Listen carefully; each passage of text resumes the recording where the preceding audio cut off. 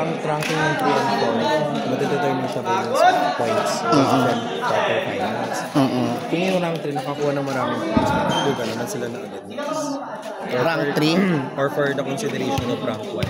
Hindi, ang gagawin natin dyan 2-3. 2-3 muna. 1-4. So, kung tayo magtambak.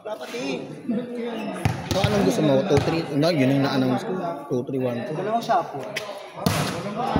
Kasi sobrang kanin yung rank 1. Sobrang ka? Hindi? In-announce ko. Pag ko pinagsabi sa